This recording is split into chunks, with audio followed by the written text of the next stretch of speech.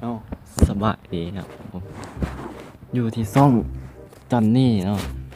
มื้อนี้ค่อยกสิมาลิดแรงสิเอาฮีโร่ไปป่วนในแรงเนาะฮีโร่ตัวนั้นก็คือ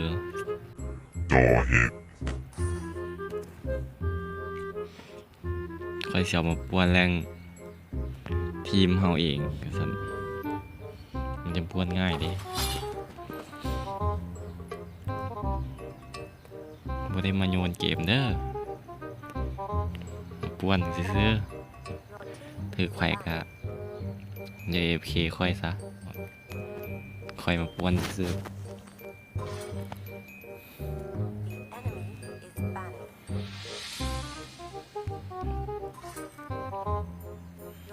มี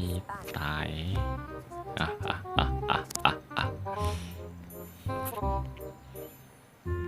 เลือกไวๆเด้อแม่นี่คือฮีโร่ที่ค่อยสิเอามาป่วนในทีมของตัวเองเนาะระวังไว้ถ้าถึกไผ่กะ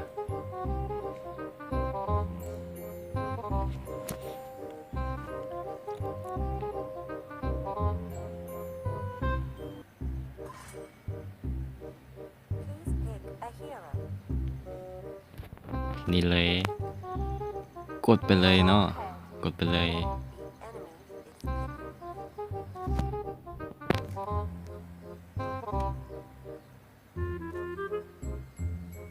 กดไปเลยเนาะ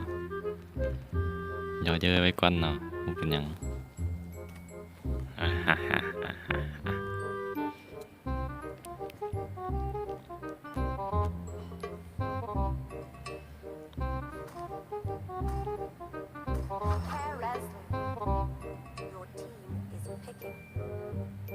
FCK แปลว่าหยังโอ้สกินงามตัวเราเจอเท่ดี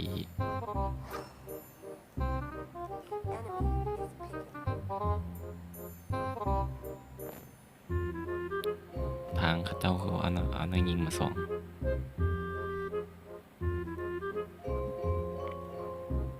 ทางเขามีนักสู้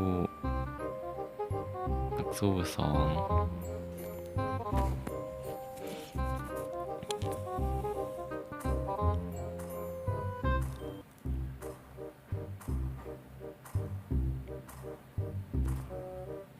สงสัยมันทีมเดียวกันที่ตัวนี้อยู่ตัวนี้น่าจะแม่นทีมเดียวกันคนนี้กับคนนี้เมดเราพอเมดสักเอาละแม่เมดก็ได้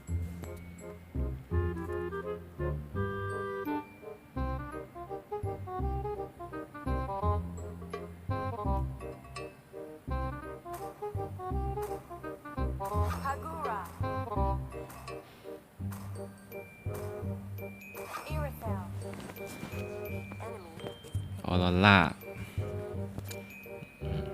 ต้องเป็นโอเดตมาจากทีมนี้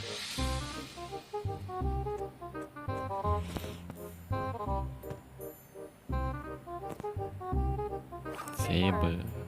นะนี่เลยเอ็มเบมเบดไปพ่อดูได้เดี๋ยวเขาเจ้า CFK นักสู้กับมันให้มันพอคือให้มันพอคือสนะเอาแล่นไว้ซะแล่นไปซะเอาไว้ไปไล่จับดึกทีมตัวเองใช้ศัตรู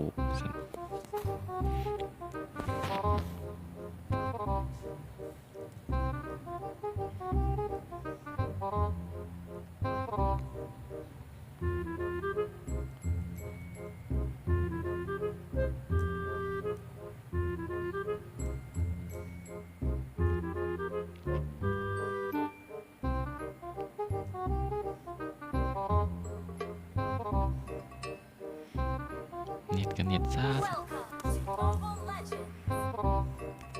อัพท่าสองไปเลยเนาะหลายเรื่อง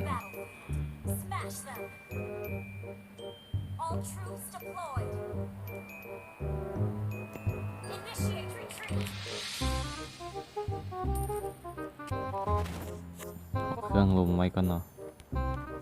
จากนั้นก็ออกเป็นเกิบเดี๋ยวเว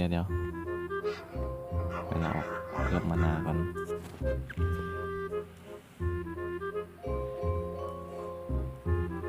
คอยจะเป็นคนกำจัดเจ้าเอง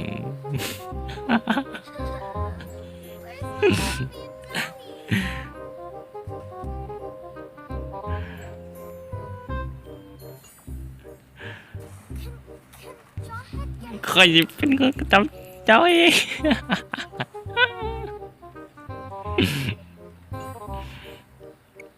ค่อยๆมาป้วนเลนเนาะ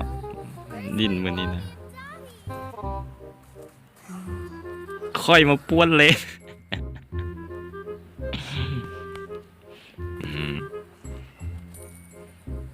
ค่อยเจ้าเอาอัน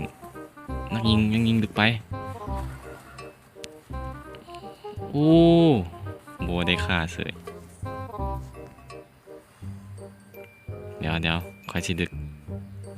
ดูอันแทงตัวนี้สิตายแล้วดึกมันไป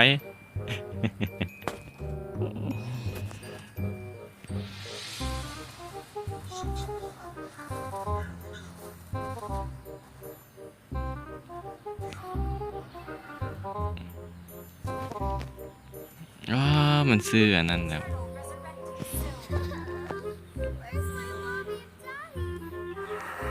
ค่อยมาป้วนเนาะค่อยบ่ได้หวังชนะค่อย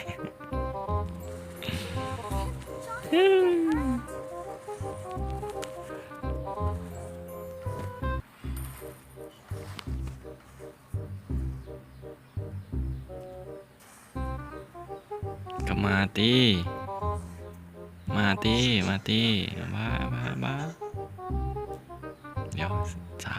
2 1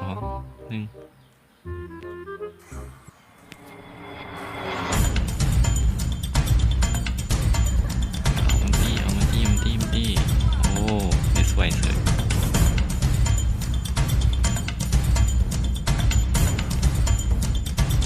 เอามันไปอุ้ยดึกบ่ได้เป็นยังไงใส่ซื้อเครื่องป้องกันไฟแล้วเจ้าก็จะว่าไฟป่วนออกเป็นอันนี้ซะยกกับบ่ได้เนาะ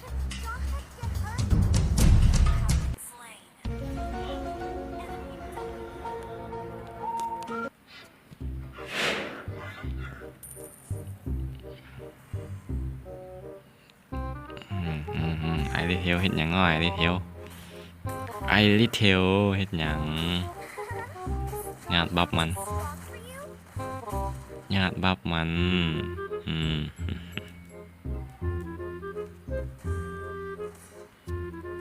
ไอริเทลเห็ดหยังไอริเทล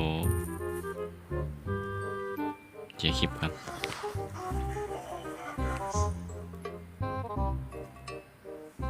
มันไม่สู้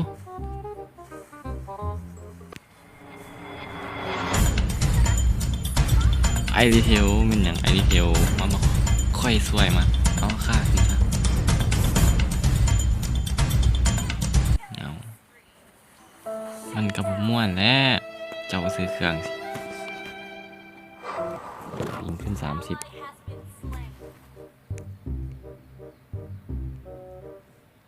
ค่อยขับยานค่อยคือจอเฮ็ดมาป้วนเลนดอกไผ่ดอก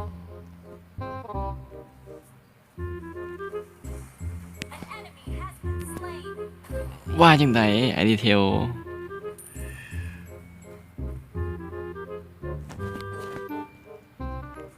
อันค่อยจับดึกได้แม่นไอดีเทลกายนั้นก็เฮ็ดบ่ได้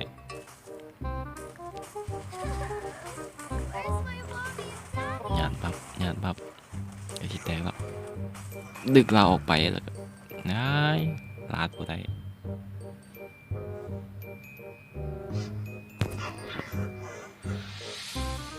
ค่อยตกต่ำหลายแล้วตอนนี้เอาเจ้าสิเอาวะเจ้าสิเอาเดี๋ยวเอาไปใส่ไอรีเทล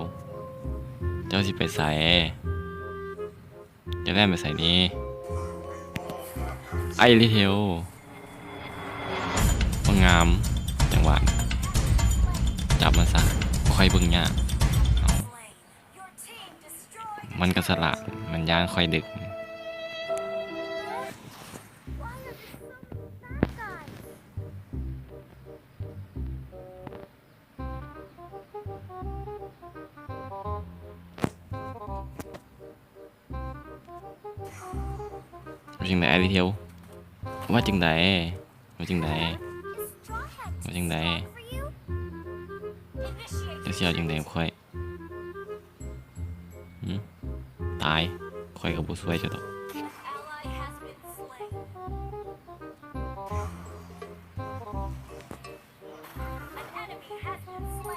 ก็ยังว่าค่อยบุสวยเจ้าก็ยัง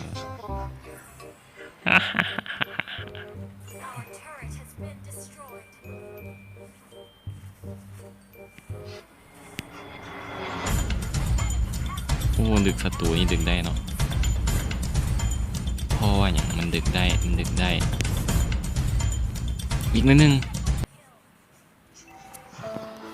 ถ้าลิ้นไปอย่างทีนี้มันเสียดาวแท้ๆ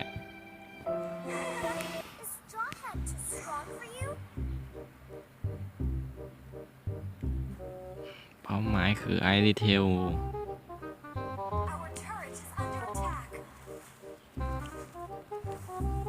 เป็นฮีโร่ที่ป่วนได้เนาะตัวนี้เนาะป่วนได้มีแต่ไอรีเทลคอยจับดึกได้ไอรีเทลว่าจังไดไอรีเทลทั้งเกมเนาะ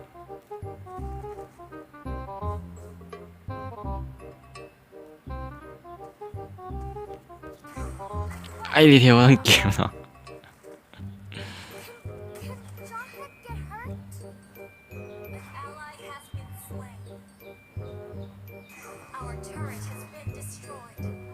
ขอแลนมายังไว้ค่อยจับดึกไปให้ข้าเจ้าแต่ข้าเจ้าบ่เอาก็จับได้เอาข้ามทำแม่มาดิเอาทำเพื่อทีมเนี่ยวันหนึ่งพอได้ AFK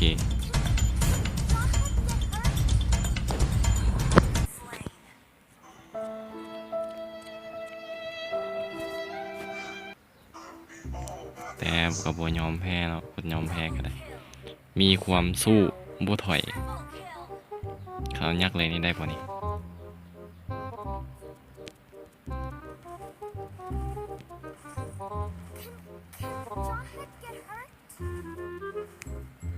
นะฉันจะบ่อยากเสียครับโอ้บ่ได้ก็สิแจกต่อไปขอเป็นอันนี้ซะมันจังลดคูดาวสั่นไอเฮลอยู่กลางแล้วตอนนี้เราก็ปุ๊บไปใส่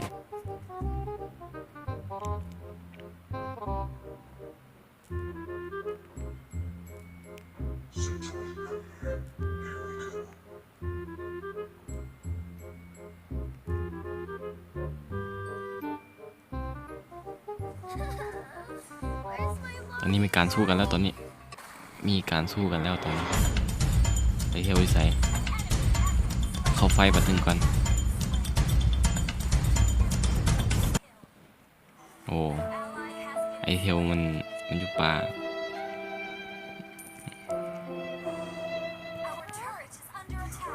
เน็ตค่อยกระซ่าอยู่นี่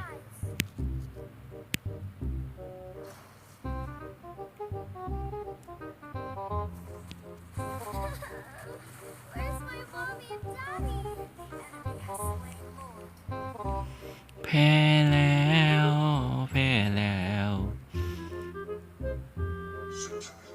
ตัวนี้ก็จับดึกได้วะบ่ได้มีแต่ไอรีเทลจับได้เนาะ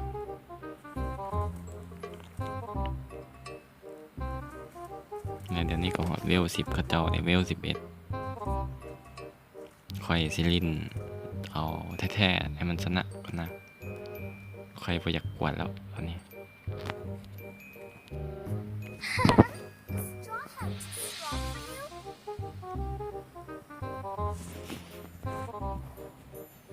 เดี๋ยวค่อยพาชนะเองว่าซั่น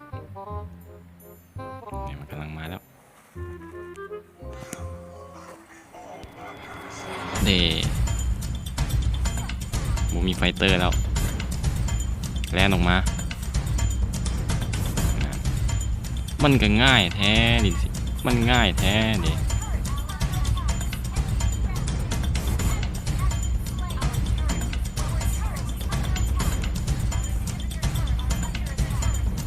สู้บ่ได้สู้บ่ได้เอากดยอมแพ้ซะบอกว่าปฏิเสธก่อนมีไฟแล้วก็จบแบบสวยงาม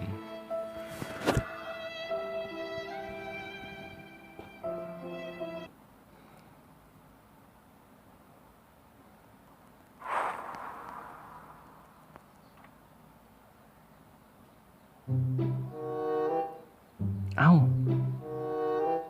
บุเสียดาวเอ้าเป็นไปได้นี่โลอมตะเจ้าเห็นบ่เป็นยังไงกับคลิปนี้ถ้ามวนกดไลค์ถ้าอยากให้หมู่เบิ่งก็กดแชร์อย่าลืมกดติดตามค่อยเด้อเพื่อให้ค่อยเป็นให้ค่อยมีกำลังใจเฮ็ดคลิปต่อไปอีกค่อยก็บ่อยากเป็นคนแนวนี้มันแจกดาวหน้าค่อยก็ได้ตั้งบ่อยากเฮ็ดซะนะสำหรับคลิปนี้ขอตัวไปก่อน Goodbye